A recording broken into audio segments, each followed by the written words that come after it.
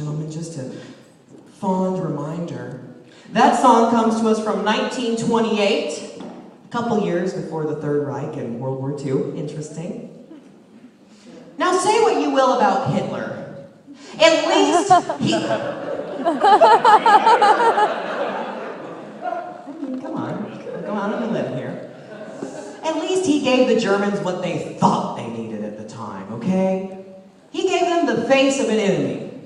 That solved their problem. At least that's what they thought then. All right? Nowadays, the enemy could be anyone. It's like that liquid metal Terminator, always changing shape. It could be ISIS, or Ebola, or Obama, or the Tea Party, or Nancy Grace, or Missy Pyle as Nancy Grace, and Gone Girl. It's true, she played her. The enemy's changing every week, depending on what station you're on. We don't know. Hitler gave that to them. Here it could be anyone. It could be a migrant farm worker, you know? I didn't know that. Do you remember this Measure 88 that just failed here in Oregon? Yeah? Okay. For those of you that don't know, Measure 88 actually would have made it so undocumented immigrants could get driver's licenses. I mean, I thought that was going to be fine because they'd be driving around anyway.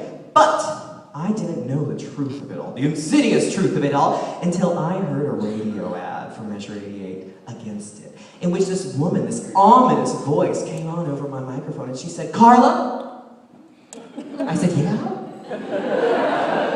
"Hello?" I didn't even know this thing worked. I thought it was a lamp. She said, "Carla, if Measure 88 passes, would you feel safe getting on an airplane?" My God! I don't even feel safe getting on an airplane after a whiskey enema and a bottle of Valium. Now I have to worry about some immigrants stealing it? Christ!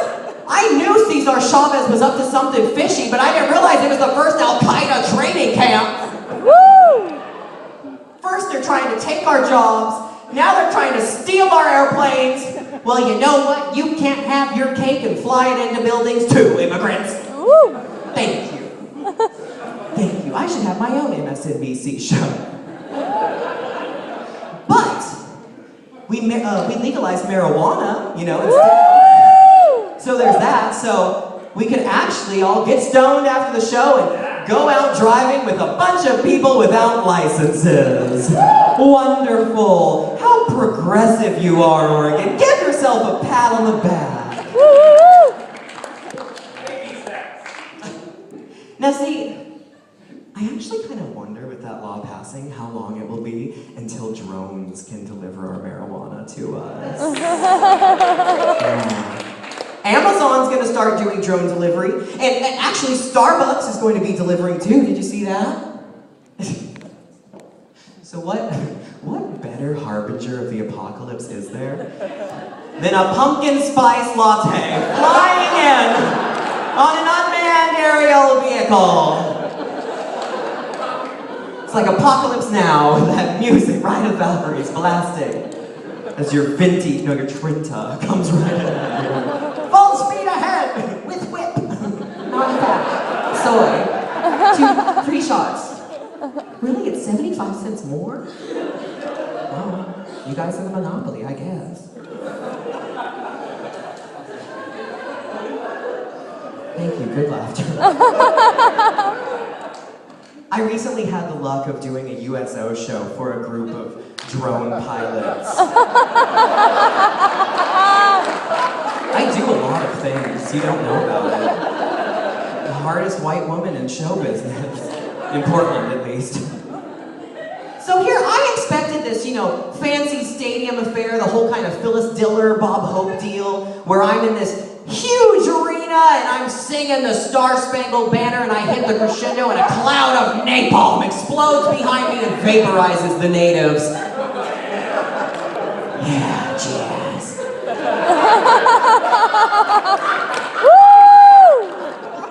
But no, they put me in the drone pilot station in the Air Force Base. It's like this little shack.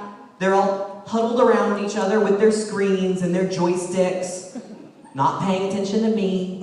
Another night at the gay bar.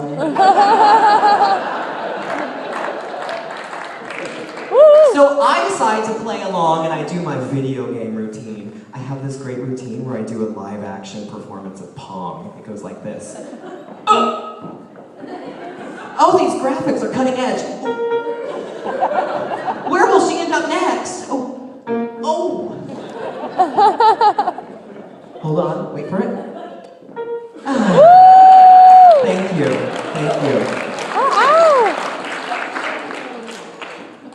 Now the thing about these drones, the military ones, not the Starbucks ones, is they're kind of like, these eyes in the sky, always watching. They're on the border now, patrolling it, so the war zone is closer than you think.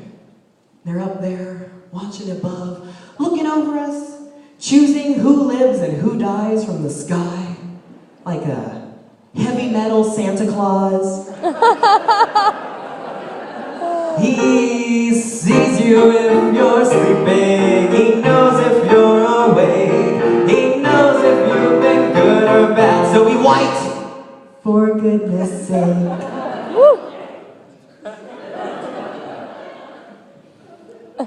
Now, Hitler told Germany who the enemy was, and now drones are going to be doing the same thing for us. Well, except they won't really tell us, they'll just kill them. But who could ever care for a middleman anyways? I know I didn't. There is something to be said, though, about the loss of intimacy. I mean, I hear that drone pilots are now experiencing PTSD, so there's some hope there.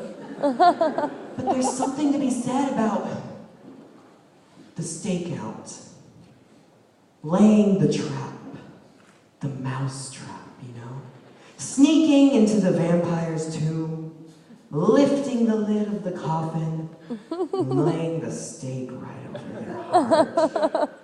While outside in Germany, shards of glass litter the streets at night. 76 years ago, almost 10 days to the year. It was a dark and stormy night. The night the pirates came. You gentlemen can watch while I'm scrubbing these floors, and I'm scrubbing these floors.